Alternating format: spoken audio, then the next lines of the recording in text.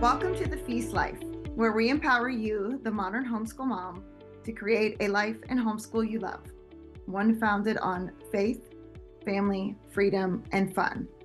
I'm your host, Julie Ross, creator of the award-winning homeschool curriculum, A Gentle Feast, and a certified Christian life coach. For more information on today's episode and to access my free gift for you, check out thefeastlife.me. Charlotte Mason once said, "Life should be all living, not a mere tedious passing of time." So on this show, we seek to savor the feast of life.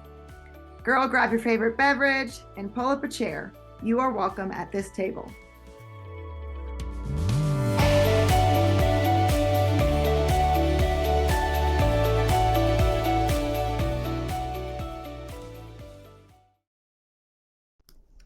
Hello, welcome to today's episode of The Feast Life. Ever wonder if playtime could be the most important part of your homeschooling day?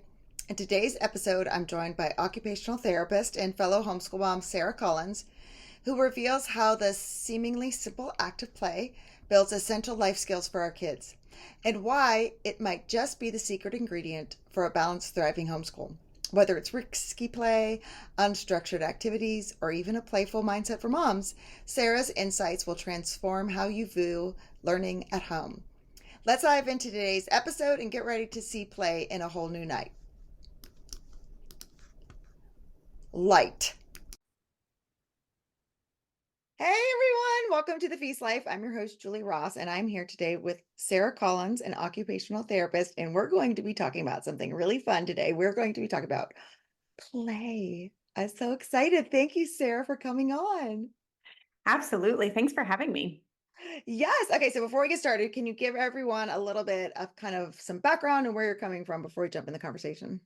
Yeah, for sure. So again, my name is Sarah Collins. I'm an occupational therapist, fellow homeschool mom. Before I was an OT, I was actually a recreation therapist, if you even knew that was a thing. So I worked That's really at fun. Children's Hospital. Yeah, now looking back on it, I'm like, why did I stop doing that? I worked at Children's Hospital in Richmond, Virginia, and it was for kiddos who lived in the hospital. And so I ran their whole community integration program, which involved getting out on trips, but also was the daily coming down to play. It was the room that they could come and enjoy their time. So that was the early beginnings. And then as time went on, I was a ripe old age of 25, and I was like, I don't know where else I can take this career. And so went back to occupational therapy school at that point, got my master's in occupational therapy. And a huge piece of OT is play. It is let me back up a minute. Occupation is not your job, right? It is how you occupy your time. And all throughout our lifespan, we need to play. Now that looks different for sure from beginning of life to end of life, but it's still an important piece of our day-to-day, everyday activities. So play was another, I got to put the two together. My first job as recreation therapist, and then put together with occupational therapy, worked in a couple of other different hospitals, and then did home health care for a while, which at that point was working with the elderly. And how then do we carry on this play throughout your whole life? Then after my kids were a little bit older and I stayed home, I had the wonderful privilege of being able to stay home with them, which my daughter was in fourth grade. She went to public school at the beginning, and then we moved and were able to have me stay home rather than working outside of the home every day. And so at that point, that was 8 years ago, started homeschooling. And so my daughter was in fourth grade. One son was in kindergarten, and then my youngest was 1. And they are now 16, 13, and 9. So here we are. Flies so fast, doesn't it? Oh, so fast. So fast. So how have you been able then to bring this occupational training into what you're doing with your kids and then what you do for other people as well? Yeah. So with my own kids, so my middle son is neurodivergent, and it's really interesting because I found myself on a day-to-day basis looking at what he could do, what he needed and wanted to do throughout his day. And this is different for everybody. Again, this is how you occupy your time. And I would break down and say, why is there a struggle in this? Why is this hard for him? And what can I do to make whatever that occupation was easier? And a big piece for him was learning to read. And now looking back on it as more of a homeschool veteran, I would not be quite as worried as I was. He was 7 and like not reading, and then 8, and I was like racking my brain. And what it turned out to be, there's a whole long story of his whole life being born premature and then working through some other things. But it turned out that he was a kiddo who because he was premature, his eyes were not fully developed. So he was not visually tracking. And I noticed this quite frequently across the board with activities. Like we would throw a frisbee and he wouldn't even see it coming, or we would be trying to read and he would lose his spot all the time. And finally, he ended up saying to me, Mom, how are you supposed to read when the words are moving on the page? I'm like, oh, buddy, they're not. But what was happening was he's looking through one eye and then that eye would get tired. And then it would look through the other. So if you're blinking at me, it Yeah. looks like everything is moving. We ended up, another big piece of being an OT is knowing, when do I need to build my own team, right? Like I'm an expert in my child, but when do I need to seek out other expertise? And there's a lot that OTs know about vision, but I'm not a vision therapist for sure. And so we went, and he had vision therapy for quite some time. He really learned how to use his sense of vision, because before that, he was using his body to know where he was all the time. And that manifested itself into sensory seeking frequently. He's running and crashing and jumping, and now he's a hockey player. He still needs that. Yeah. But we wanted to But now turn I it can see the into a puck. way. So that's Yes, good. right? Yeah. And that is another huge piece of it, is he needed the motivation. For him, sitting to read, not his jam, still isn't, and that's okay. He does, though. You will find him hitting hockey pucks with his big headphones on, and you'll be like, what you listen to out there? Elijah of Buxton. Like he's pulling these books that he's listening to, and not He has to be moving. as he's going on with his day.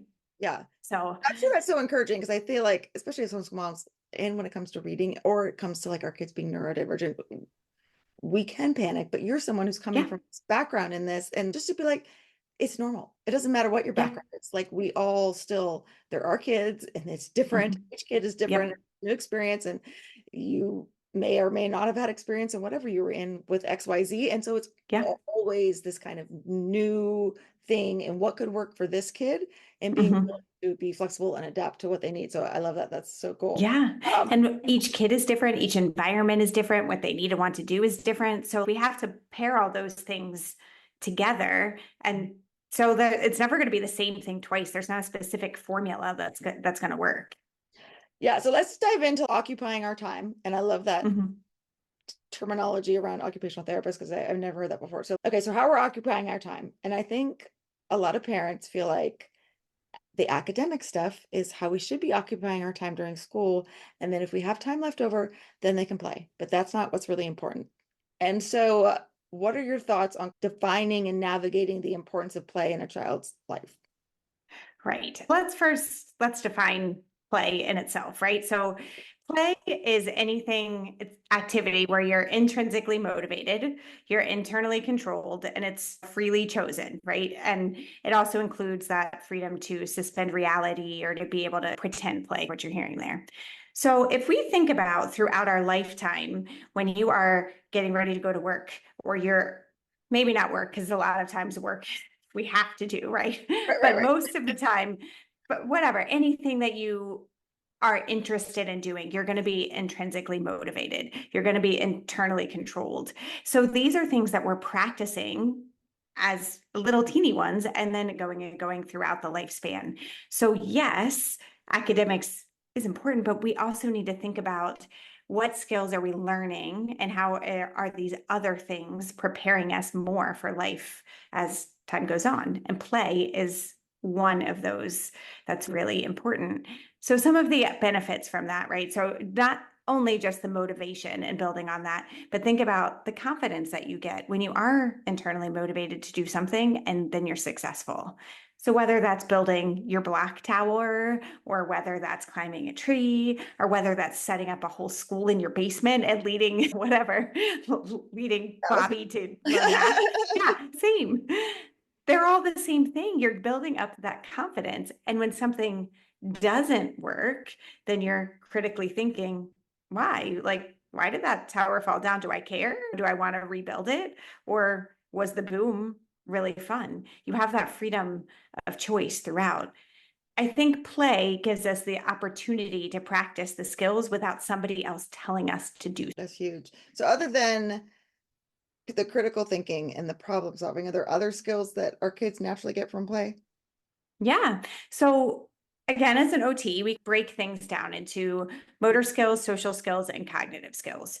So motor skills wise, the sky's the limit with that when you're playing or you're climbing or you're building or whatever. We're talking about the strength in itself, the core strength and your upper body strength, your fine motor skills, all of those things naturally translate into handwriting. So Yeah. play is handwriting without writing. Then, Yeah. so that's just one example, but other motor skills like balance that you need to learn when we have to have that core strength to, yes, to handwrite, but that core strength also matters whether you are able to stand on one foot or not, and whether you're able to engage in sports that you want to be able to play. And then later on as an adult, if you don't have that core strength and balance, you're going to be more likely to fall. So these skills that you're building as a teeny tiny one impact your quality of life as an older adult.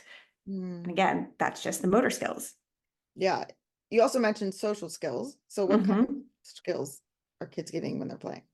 So whether or not you're playing by yourself or with whether you're playing in a group, it's actually interesting. Mm. I lead gym at our co-op, and today we were literally, I'm breaking it down. We did the whole body systems at the beginning of the school year to do their motor skills. And then we were talking today, we started talking about social skills and team building. And these guys are the ones who brought it up. I was like, guys, we're meant to be in relationship. We are not meant as humans to be completely alone. What are some things that you have to do?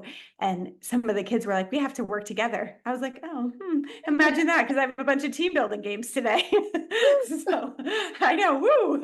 So played a bunch, and as time was going on and conflict was coming up, and I was just standing back and letting them throw out ideas and then be able to interact with each other and go through, why isn't this working? And is there something that we need to change as a group, or were you like not holding up your end of the bargain? And that's okay too. But they were able to discuss that together through play. I think so often we as parents, we see our kids get in squabbles and things, we want to jump in and be like, oh no, yeah. But Thanksgiving dinners will be ruined forever. Let's yes, resolve this right now. Yeah. never. Right? But when they're playing and they work through that, sure, there are times that come up and mom, she did this or that didn't work and whatever. But there are times when they work through things on their own, and the results that or the plans that they come up with are so much better and different than I would give. It gives them practice to forgive, and practice to admit when they're wrong, and practice to apologize, and Yeah. sometimes practice to be like, I need to walk away. Like this isn't good. Yeah, and I That's all think part okay of it too. too is that play and learning these skills, right?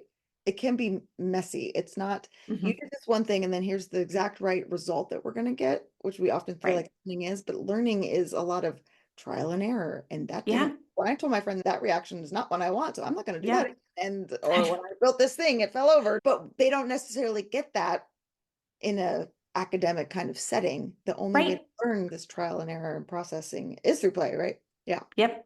Yep. There are, sure, sometimes we can have very specific. I was mentioning in gym that I gave them team building activities. Okay, you could look at that and be like, this was an academic setting or a group project. My Right. daughter now being in high school, she's going, well, she's homeschooled the majority of the day, but she goes to the tech school in the morning for, it's called Health Career Pathways. And they just had to do their first, group project together. Great. That is team building too. But if she hasn't practiced that and that conflict resolution and all of that as a little one through her play, then you're going to have a way harder time if this is your first experience. Right. So let them do it through play. Yeah, the consequences are much less.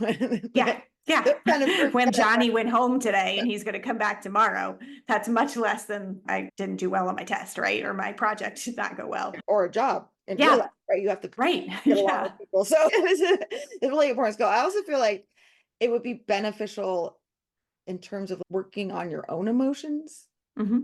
Like Hmm. you're learning social skills, but also within yourself. So how does Yeah. like managing your own emotions come up and play? So, number one, being able to identify them, right? And so you're noticing what makes me feel good, what makes me feel excited, what makes me feel depressed, what makes me, when you're playing, there are interoception, which is one of our senses. So, Wait, say it slow. yeah, I was going to say, let me back up a little bit. We all know of our senses, your visual sense, your hearing sense, your sense of smell, your sense of Yeah. taste, like the five main ones, right? But in OTs, especially when we're working in the field of sensory processing, we're also considering a sense called interoception. And that is understanding what's going on inside of your body. That's being able to tell the difference between I'm hungry or I feel nauseous. Those are both in the same area, Mhm. but they're very different. Or I am anxious or excited, Yeah. right? Those things are similar, but different, right? I actually tell my So, kids that all the time because like when they're going somewhere and they're like, I'm nervous. I'm like, remember, your body doesn't know the difference between nervous and excited. Instead of thinking about all the things you're yes. nervous about, maybe think about the things you're excited about. And they're like, I Mom. love that. I I'm know. sure your kids get that too with you.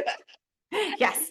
Oh, they get so many of it. I have one son, he talks all the time with my mom's an OT. I know weird things. Yeah. He one day was like, my amygdala is so he's talking about the part of his brain that does help to regulate emotion.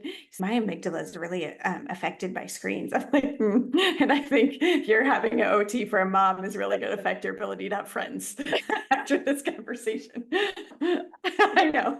Yes. Inner perception, interoception. Interoception. Interoception. Yes, Okay. interoception. So this is understanding, like I said, what's going on inside of your body. Now, if you think about in a day that you're just like, let's say it's a rainy day outside and you're just sitting down on the couch and you're like, blah, I don't feel like doing anything, right? So you're on the couch for a long time and then you get up and you're like, wow, I'm really hungry. When's the last time I ate? Or when's the last time I went to the bathroom or something? You're just like, because you were so vegged out, you were not paying attention to what's going on inside of your body.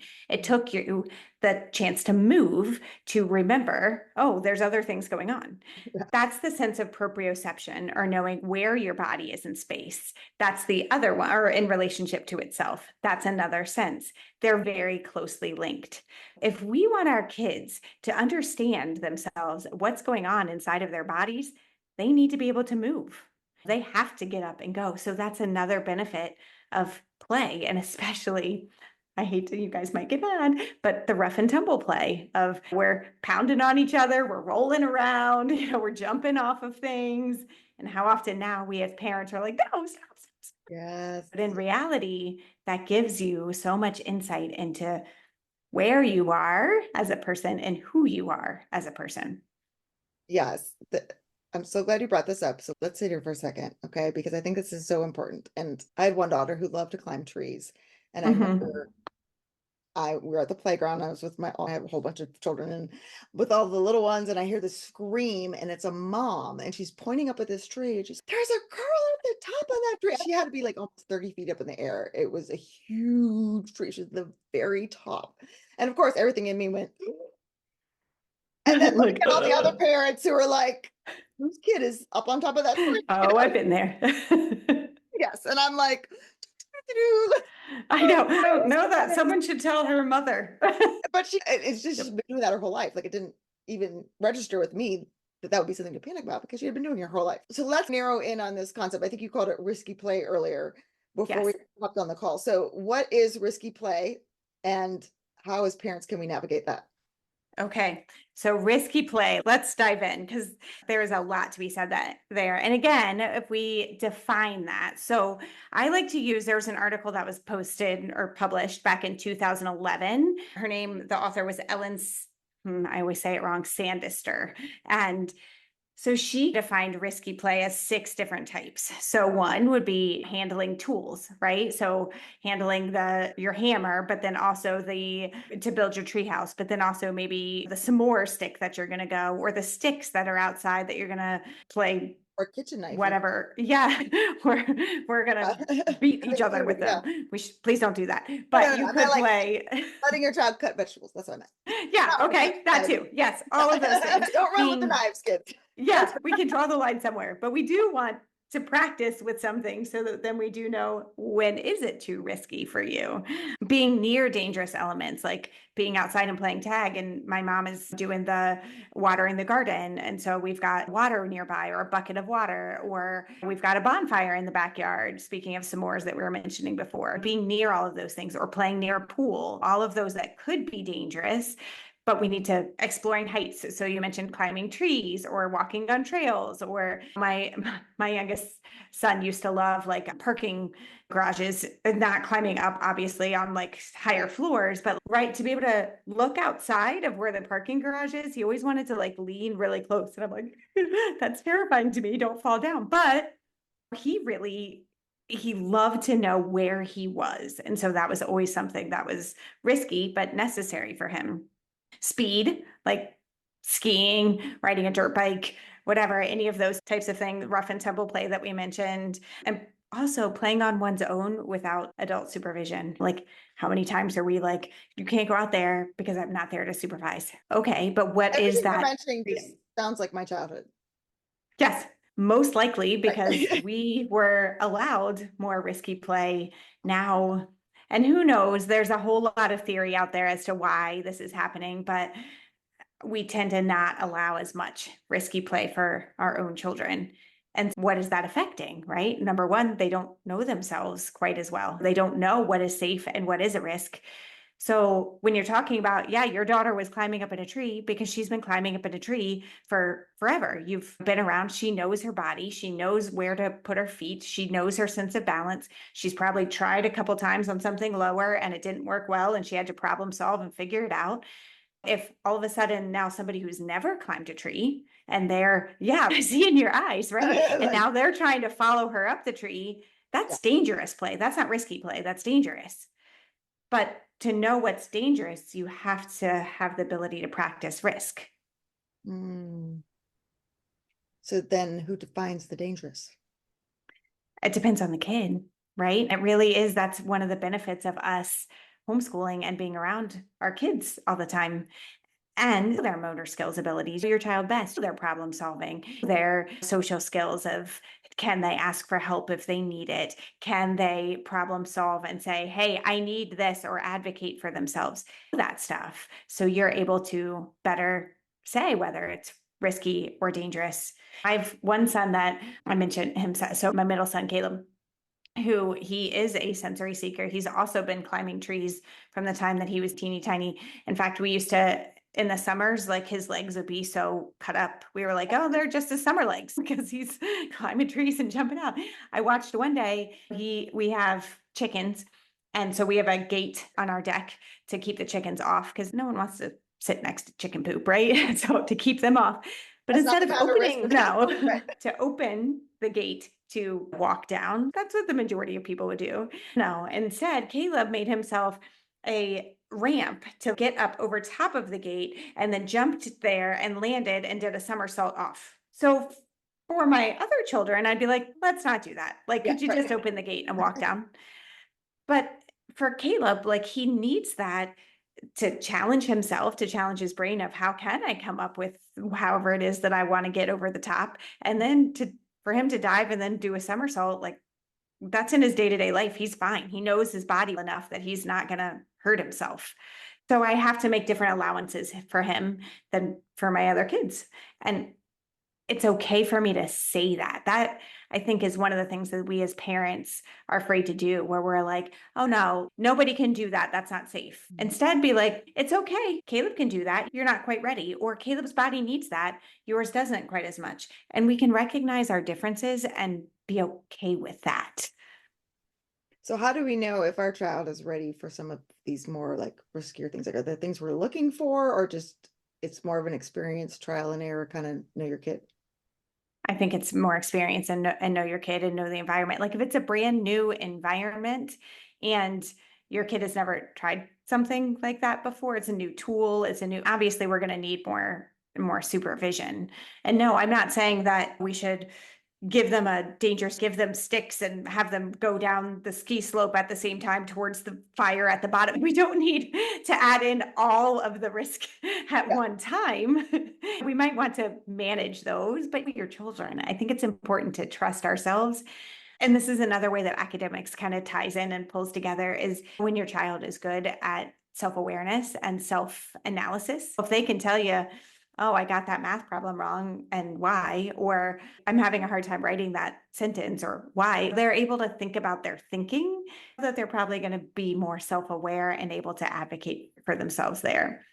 I think it's, go Weird. ahead. Like, how do you, it's a fine line, I would think, between I'm scared to maybe try new things or riskier things Mhm. versus maybe sometimes they need a little push down the hill. Yeah. Right. Yeah.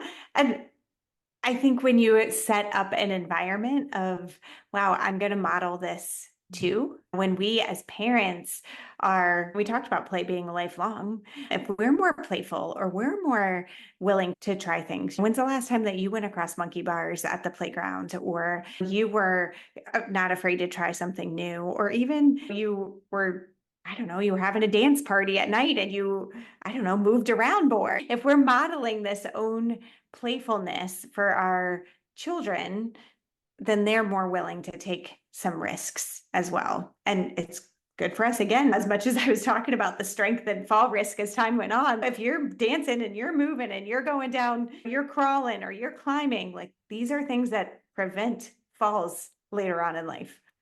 Yeah, that's something I really had to learn in like the past couple of years of I want to model that for my kids. And I used to Mhm. be like, oh, I don't think I can do that, or I'm scared. And to really push myself in those moments to go, what model kind of model are you setting? Mhm. And Mhm. I'm going to show them that at least I'm going to try. So for Yeah. them, we went to learn how to ski. Mhm. It was much easier for them to learn how to ski than it was for me at 47 and to learn how to Yeah. ski. And I tried it several times and kept falling and having had a whole issue.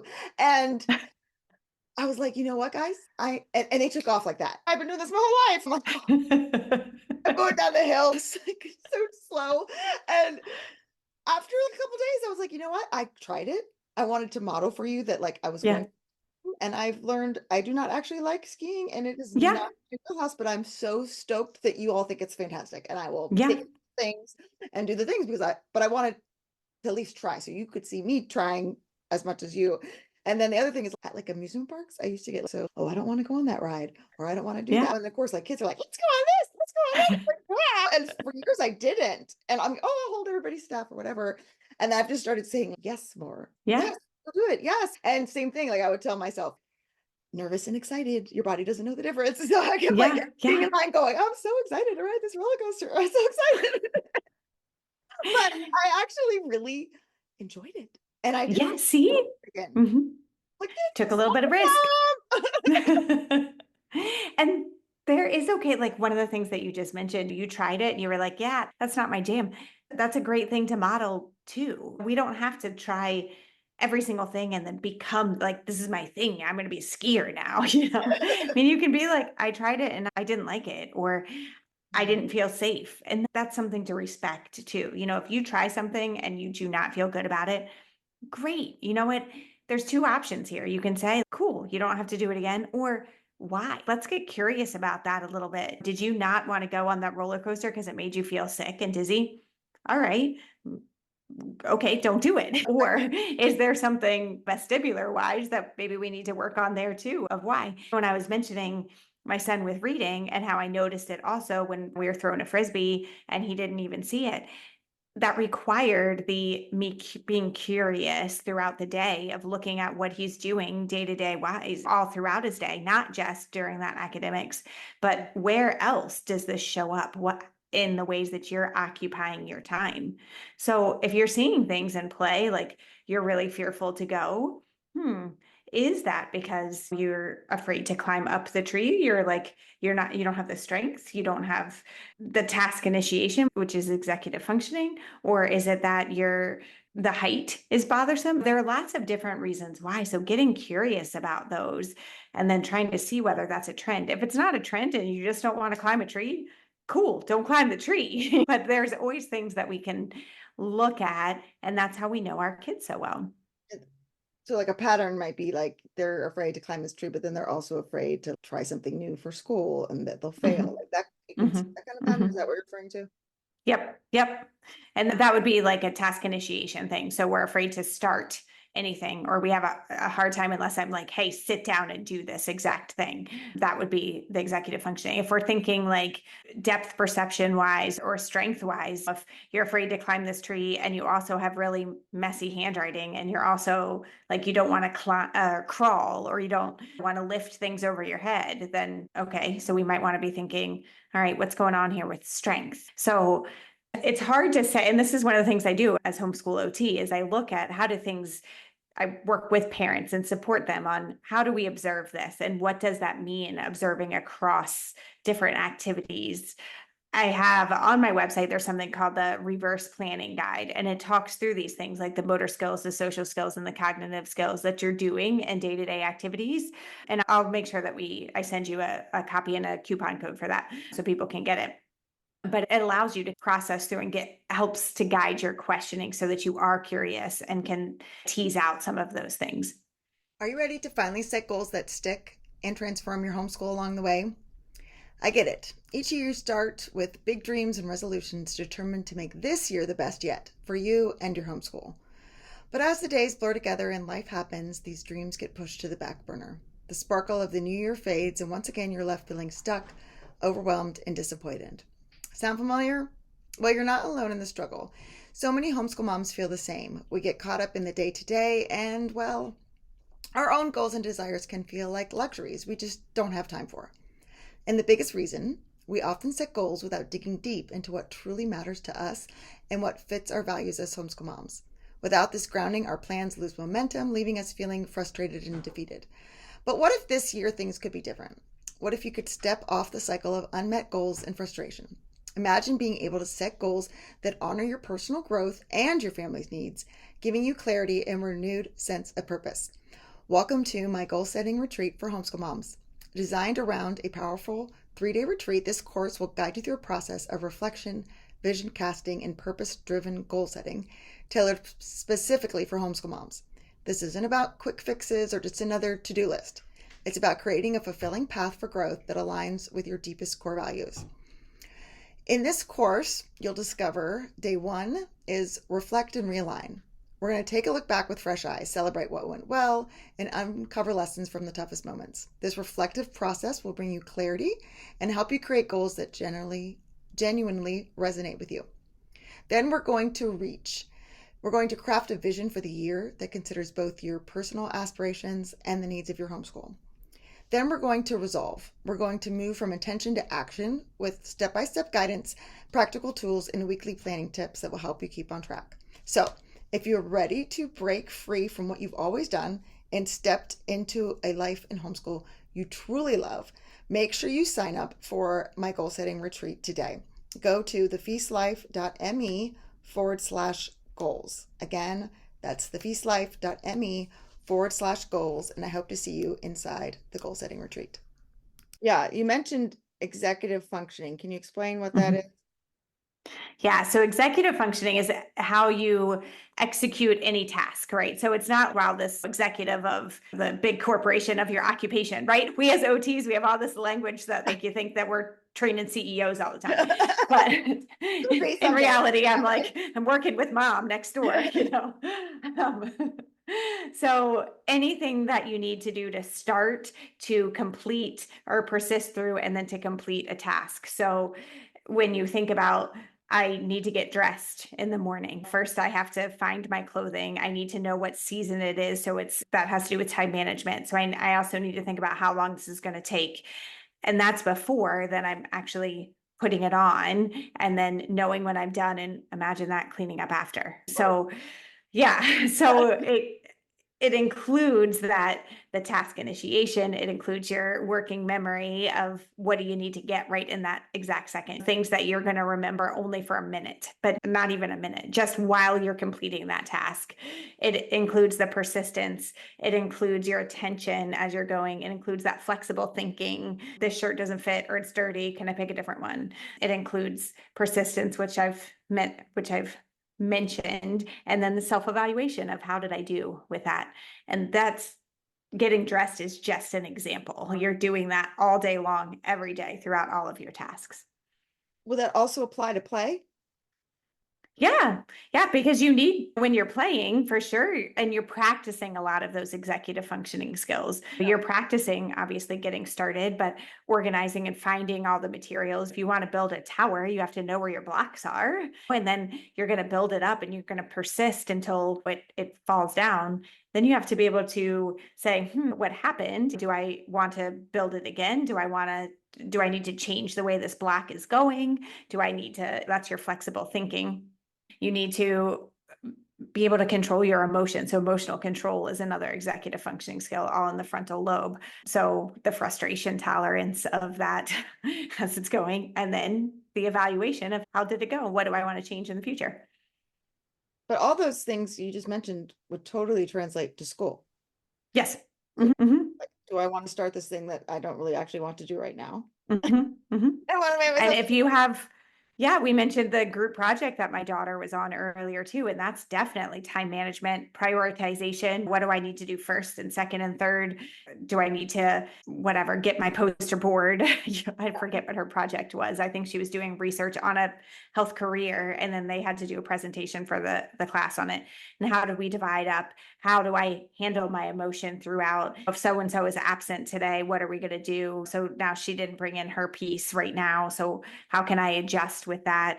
Persisting through when maybe you didn't have the equipment that you needed right away, whatever. These are, I'm coming up with this off the top of my head, but they're all, yes, day to day, all the time. The planning, the prioritization, the organization, time management, it's all executive functioning. And that's all in the frontal lobe of your brain. Now, are there specific like things? Is it just like general play, or would there be like specific kinds of play that would help with that? I could definitely see like the building the tower, but even like imagination, imaginary play, I would think would fall under that too. Functioning skills and the motor skills and the social skills, all types of play both require those skills and help to build them. So we call it, in OT speak, we say occupation as a means and occupation as an end. So we're using play right now, yes, to build those skills, but the end product maybe that, sure, that you can build your tower or you can climb your tree or whatever, which could be play in itself, or you're building these skills so that you can use them across all the rest of your activities throughout the day, including academics. But I think seeing that makes it easier to go, this isn't something extra. This isn't a waste. Yeah, it's important. A distraction from the real learning that they're doing over Mm-hmm. here, because that's the Mm-hmm. foundational learning that actually you have to have these executive functioning skills to do all your other school. Yep.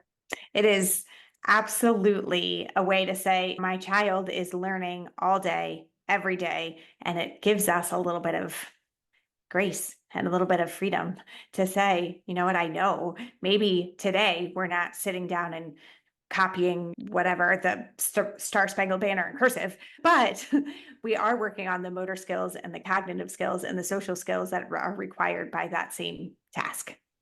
Yeah, I think of like cursive writing, for example, Yeah. and maybe they're picking up little pebbles and they're throwing them in, Yep. but that's building all these muscles Mhm. right here that are going to help with Yep. cursive. And yeah, that's so Mhm. cool. What about, is there a difference then between structured and unstructured play and how that affects all of these kind of things we're talking about? Is one better than the other? It doesn't really matter. I don't think it really matters. If we're thinking about imagination, I guess maybe define what do you mean by structured play? Or, okay, like an activity. We're going to go to swim classes or soccer, like that, versus I'm in my backyard and you're the teacher and I'm the student, and or I'm the mom and you're the dad and this is our baby and this stuff. I Yeah, like. that is not necessarily play in itself, which is Yeah. actually is one of the things that has I think made it so hard for us to just allow our kids to be, because so often we're like, oh, we have soccer practice and that's their play. Yep. But in reality, so that's not intrinsically motivated. That's an adult telling you what to do. That's not internally controlled, which are some of the defining terms that we talked about at the beginning. That's somebody else, again, putting a demand on you and externally controlling it. It's not necessarily freely chosen because you have to be there at 7:15 p.m. So I think those things are important. And I've mentioned my son's a hockey player, my daughter's a volleyball player. Those are important things. And you certainly build executive functioning skills through that. You certainly build motor skills and social skills, but it's not in the same way because it's not internally and freely chosen. So why is that important? If I'm going to get this right, So executive functioning and these skills in this setting as well, why do I also need this other kind of play that's more unstructured and I'm choosing these things myself? because it's intrinsically motivated. And how often in our lives do we need to learn to be motivated by ourselves, self-motivation? I don't know And what you do. so, My kids do everything by themselves without me ever asking. so probably because they were climbing trees. I'm joking. We're going to put it all together. Yeah, right. There you go. Climb trees, be a CEO. There you go. Yeah, no, that's so important, right? Because Mhm. we don't really get that very many other places in our lives. No, you don't. You really don't. Off the top of my head, I can't say that there's really any other besides crafting or things like that, but that usually has an end product besides just getting started to play that is completely intrinsically motivated as a kid, as a little one, where you're starting something completely on your own because it's your own idea and then you're seeing it through. It's only play. Now, what do you think about like parents? Can they just watch? Can they go to something else? Should they join in? Like, how do the parents navigate their role in the play? Yeah, I think it depends on so many different times. I love reading back in Charlotte Mason. She taught through some of her books. I can't quote which one it came from, but I vividly Oh, you remember can't pull it off reading. the top of your head. Come on.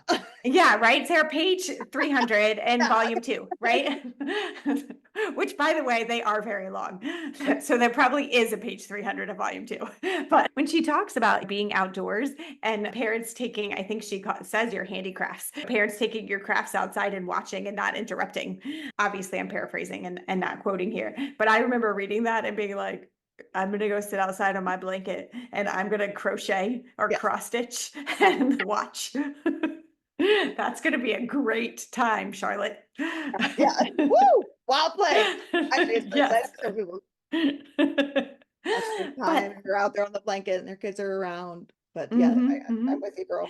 But there are beautiful things that when I would try to engage, it's almost like I was interrupting their play scheme, where I would be like, they're throwing rocks or something, and I go over, I'm like, let me see how far mine goes. And Reese, my youngest, to be like, that's not what I'm doing. He's like, I'm taking this out. So I've then distracted him. I've broken his attention, which we want kids to be building longer attention spans. And so if we're interrupting, then we're distracting from that. So are there times? Absolutely. And especially if your child is inviting you, then Yes, in a perfect world, then you would of course have time to go and do that. of But in course. reality, you're probably making dinner and folding laundry and coming up with next year's plans all at the same time. Very talented. Yes. So it's okay to say, I can't do that right now. You play. It's also okay to join in, or it's okay to watch and say, I don't want to interrupt. It depends on your kiddo and again, the environment and what they need and want to do at that time. Yeah, no, I think that's really good. I think sometimes we can feel guilty if they do Mhm. invite us and we can't play right then. But then because of that guilt, sometimes we'll try to interrupt and insert Yeah. ourselves when we actually weren't invited. Yes. Make up Like for that was it. my husband, when my kids were little, would tell them like, Daddy doesn't play pretend. Because he did not like that at all. He would play a game with them. He would have something that's a stop and a start. He would play sports with them forever and still does. But he wasn't gonna pick Like up the Barbie. little firefighter and move it around in the firehouse. Not his thing. And especially my daughter was one of those that would be like, Mommy, you hold her and you say this. Yep. she wanted me to I will do tell you what to do. Yep. yeah. And my husband be like, I don't want to say that. Yeah, right. That's But that also is going back to those social skills. That also is through that. This isn't necessarily something I want to do. It is what you want to do. You can play it by yourself, or we can come up with something together. That's okay. Yeah. But also that it's okay to know yourself and what you're comfortable with and what you're not comfortable with. But speaking of this concept of play throughout your lifetime, and can we talk, and we'll end here on this note, about the importance of moms playing? Charlotte Mason Yeah. does say, do the mom a world of good to go out and play. So talking about modeling that, but then what are the benefits to mom playing? Yeah. Like, I don't necessarily So need to build my fine motor to handwrite. no, you don't.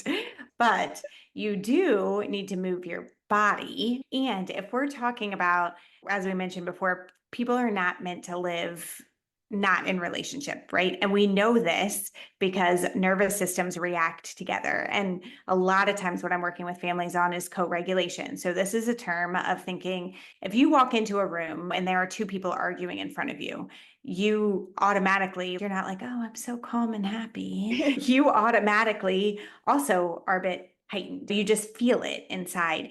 So this happens with our children as well. And if we are not doing, as parents, if we are not doing things that are intrinsically motivating, that are internally controlled, that are freely chosen, then it's a lot harder for us to give all day long. So, yes, modeling, because for sure we want them to not be afraid, but I would even go as far to say, as you are modeling lifelong importance of self-regulation, and that's a really important thing. Yeah, I think, yeah, that definitely nailed the head on the nail. I can't talk right now. Blah, blah, blah, blah. Cut that part out. Like that it has to be something that you are Mhm, choosing and that feels good to you, and it's something that you enjoy and bring happiness. mhm, Talking about that co-regulation, mhm. does that have something to do with the concept of like mirror neurons? Is that what you're referring, like that they're picking up on our emotions and mirroring them? Yes. Okay. Mhm, mhm, mhm. Um, so it's important for us to play to calm our own nervous system so Yep. that they're also learning how to regulate their emotions because we have Mhm. to regulate our own. Is that my understanding? I'm making Yep. sure I'm understanding Yep. it correctly. Okay. You are absolutely understanding that correctly. And we mentioned proprioception earlier when we were talking about climbing the tree, how we use our bodies. And when we're using our bodies, we're more aware of what's going on internally, right? The I'm not interoception climbing and a how tree. those two. Yeah, you don't have to climb a tree, but you can move. You I'm can way go. past You that. can need some bread. You can, whatever it is that you find throughout your day, that is something that you are intrinsically motivated to do and internally controlled. And a lot of times it is coming up with something new and that you haven't tried before, or it's something that requires you to be physically active. So I would say for me, and again, play looks different for different people because it is based on those things. For me, exercise, and I got a Peloton not too long ago, and I'm intrinsically motivated to do that. I'm using my body, it's internally controlled. That's fun. It's freely chosen. That's fun. That's play to me. So does it look like that I'm carrying my whatever my figurines around and talking to each other or building a tower? No, it looks Might be a different little as concerned if you had your Superman yeah, in the if hall that's talking all day long, but I know. You're like, Sarah's going to be on my podcast today, yeah, but she said she was playing doll houses. yeah, might be a little concerning. Yes. But those things can be played, or they could not be, because it could Mhm. be, I feel like I have to do this. I hate Yep. riding on the Peloton, but I'm supposed to work Yep. out 3 times a day. 3 times a day. You'd be really in shape. I'm supposed to work out, and I hate it. I hate it. And that's not play then. Nope, that's not play. So it could be the same activity and it's play for one person and play not for another. But that goes back into let's get curious about it. Like, why? Why is that fun for you and not fun for me? And okay, so maybe we're not going to do it together. Fine. You're going to find something else that you enjoy doing. But it is important to find something. But just to try too, because I Yeah. think Yeah. a Peloton's a big investment. But even if it's just go to the gym and ride the bikes versus go on Right. the treadmill versus take a Zumba class, like Go for for a walk outside. my skiing, like just Yeah. I know, okay, cross that one off the list. That was not Yep. Yeah. And like my daughter loves like swimming. She loves jumping in the ocean. She loves swimming in a pool, any of that. I hate all of it. I do not like getting my hair wet. I don't like none of that is fun to me. And so that's not play, but it is for her. And so I can enjoy watching her do that. And I could say, no, that's not for me. Just like we were talking about with the roller coasters or with skiing, like that's not for me.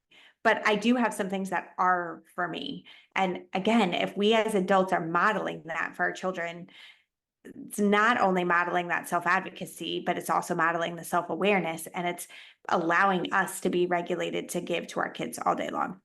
Yeah, I think that is so helpful. So helpful for moms to have permission to allow their kids to play and to see the value, the benefit, and all the things their kids are getting from that, but then also have the permission to allow themselves to do that explore. It really does change the whole entire atmosphere of everybody's. Absolutely.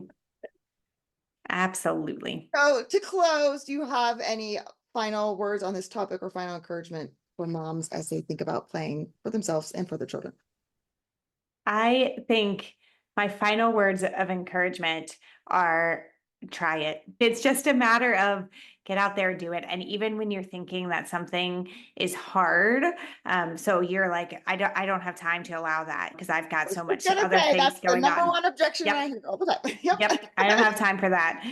So Leslie Martino wrote this book recently called I The have it Joy on of my podcast. Slow. Yeah. Yes, she was just on mine too So as well. And fun. yes, and she talked about time being expansive, right? That we want to give time during our day where time can expand because you're getting into this play scheme or you're getting into trying something new and you're going to practice it day and day and day and day. So I want you to think about, sure, there are a lot of important things that you are on your to-do list, but there are also a lot of things that they're just going to naturally build when we give time to expand. Yeah, that was a great book too. So how can people find you and find out more if they want to know more about occupational therapy or more about some of the concepts we talked about? Absolutely. So you can find me on social media at homeschool_OT. You can find me on the podcast, The OT is in. You can find me on at TikTok at homeschool_OT, although I just started that account like last week. So you can be one of my first like 8 followers. You can find me at TikTok. homeschoolot.com, right? I gave up on And that one. yes. Oh.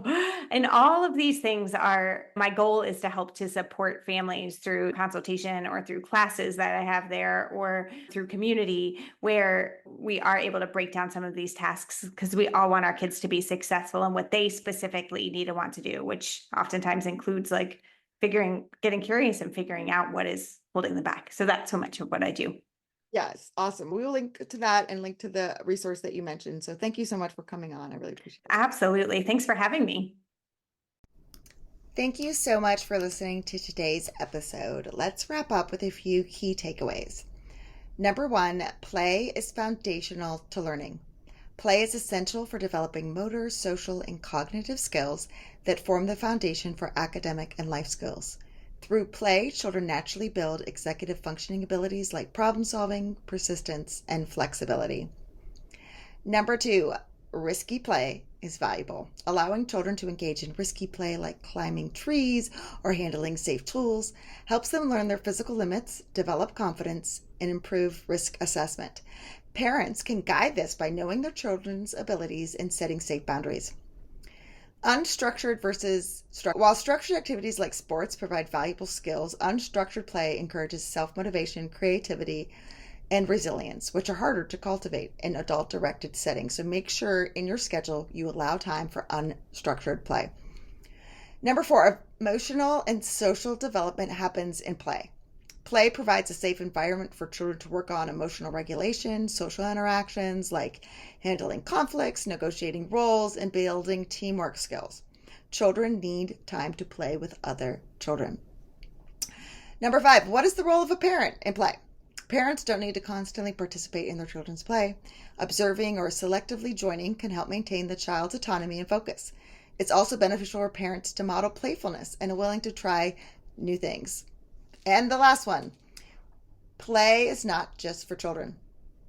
It is also important for parents. For mothers, engaging in play-like activities, whether dancing, exercising, or crafting, can relieve stress, improve self-awareness, and help maintain a balanced approach to parenting. Make sure you check out the show notes for today's episode for the links to Sarah Collins' Homeschool OT website. And thanks for joining us today.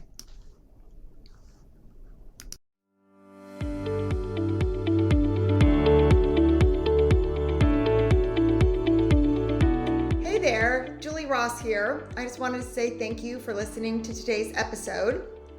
If you like this show, it would mean the world to me if you would leave a positive review in iTunes. This really does help people learn about the podcast. And each month I will pick a winner to receive a free gift. Don't forget to check out all the free resources we created for you at thefeastlife.me. Thank you.